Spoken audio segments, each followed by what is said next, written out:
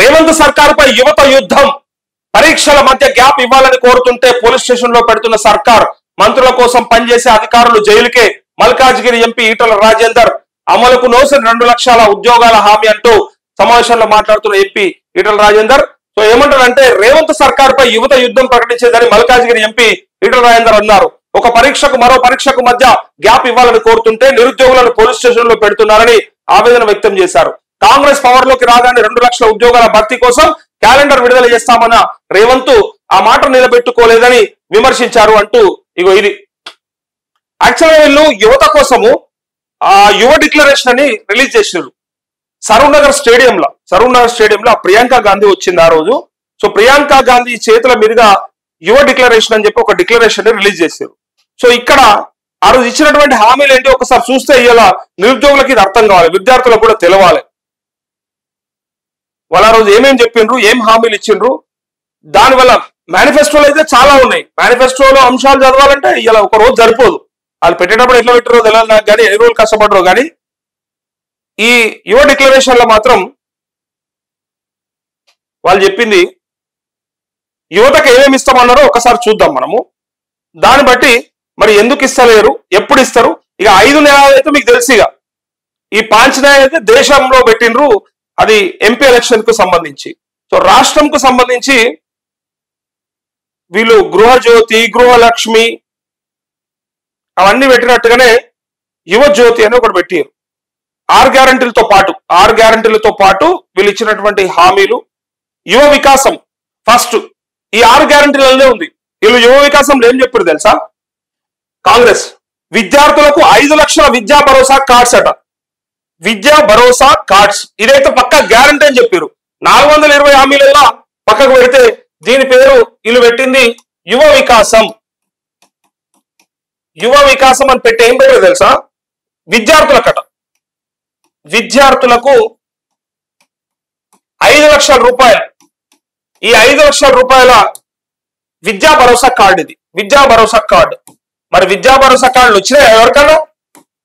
Live చూస్తున్న ఉంటే చెప్పండి. విద్యా భరోసా కార్డుల గురించి కనీసం అవకాశం కానీ దాని గురించి ఎప్పుడన్నా డిస్కస్ చేసినట్టు కానీ విద్యార్థులకు ఇచ్చినట్టు కానీ అనిపించిందా మీకు?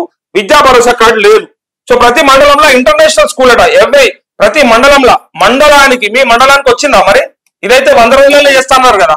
ఈ మండలానికి ఇంటర్నేషనల్ స్కూల్. ఏం ఇంటర్నేషనల్ ఇవి?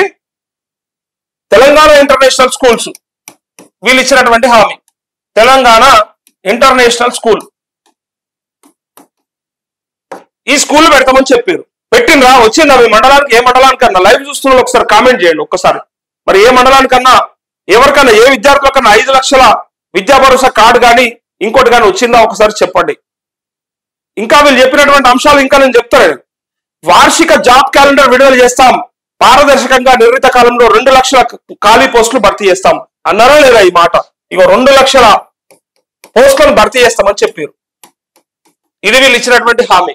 అదిగో ఎందులో ఉంది తెలుసా? మేనిఫెస్టోలోనే ఉంది. ఈ 6 గ్యారంటీలకు అనుబంధంగానే ఉంది. ఇక్కడ విద్యారంగానికి బడ్జెట్ ప్రస్తుత మాట 6% ఉంటే దాన్ని 15% పెంచుతామని చెప్పారు. యాక్చువల్ గా బడ్జెట్ ఈసారి మరి ప్రవేశపెట్టేది ఈసారి తెలుస్తుంది బడ్జెట్ సమావేశాల్లో. ఈ 6 నుంచి 15% పెంచుతామని చెప్పినారు. మరి పెంచుతారా లేదా దాని గురించి అసలు ఆలోచిస్తున్నారా? మెగా డిఎస్సీని ప్రకటిస్తూ ఖాళీగా ఉన్న అన్ని ఉపాధ్యాయ పోస్టులను 6 నెలల్లో భర్తీ చేస్తామన్నారు. 6 నెలలు ఎప్పుడో దాటిపోయింది. ఇది 6 months దాటిపోయినాక సరే ఎప్పుడు వేసారు డిఎస్సీ. కానీ ఏం పెట్టారు తెలుసా? టెట్ మొన్ననే నిర్వహించి కనీసం గ్యాప్ ఇవ్వకుండా ఇవాళ ఈ విద్యార్థులను ఇబ్బంది పెడతా ఉన్నారు. మినిమం ఒక 90 days, ఒక 3 నెలలు అడుగుతా ఉన్నారు. అదే కదా ఇలా రోడ్ల మీదకి వచ్చి అడుగుతా ఉంది మిమ్మల్ని. మీరు ఇచ్చిన హామీలు చక్కగా అయినప్పుడు వాళ్ళ కోరికలు డిమాండ్ ఉంటే నెరవేర్చాలి కదా. అవకాశం ఉన్నది కదా.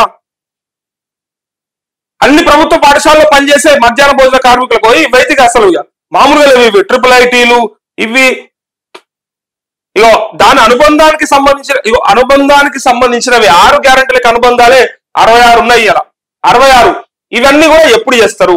అట్లే నిరుద్యోగ భృతి ఎక్కడ ఎప్పుడు తెలుసా? ఇది సరూర్ నగర్ స్టేడియంలో ప్రియాంక గాంధీని తీసుకొచ్చి సాక్షాత్తు భావి భారత ప్రధాని ఇందిరాగాంధీ అంశంలో పుట్టింది. ఇందిరాగాంధీ లెక్కనే ఉంటది. సో ఆమెనే భవిష్యత్తులో కాంగ్రెస్ పార్టీకి వెన్నుదన్నుగా ఉంటదని అనుకుంటారు కదా. సో ఆమె నోటితో చెప్పించారు ఇవన్నీ కూడా ఏమైనా అని అడుగుతా ఉన్నా. విద్యార్థులకు ఇవన్నీ చేస్తామని చెప్పారు కదా కాంగ్రెస్ వాళ్ళు, ఎందుకు చేస్తలేరు మరి? కేసీఆర్ చేయకపోతే చేస్తలేరు అన్నారు కదా, మరి మీ చేతిలో ఉన్నప్పుడు మీరు ఎందుకు డిలే చేస్తున్నారని నేను అడుగుతా ఉన్నా. సో ఈటల రాజేందర్ కూడా అదే అడుగుతా ఉన్నాడు. సో సమావేశంలో మాట్లాడుతున్న ఎంపీ ఈటల రాజేందర్ అంటూ ఇక 2 లక్షల ఉద్యోగాల హామీ అయితే ఉన్నది, అట్లనే చేయలేరు. సో మంత్రుల కోసం పనిచేసే అధికారులు జైలుకే అంటే అది వాస్తవం. భవిష్యత్తులో అంటే గతంలో కూడా జరిగింది, భవిష్యత్తులో కూడా అదే జరుగుతుంది.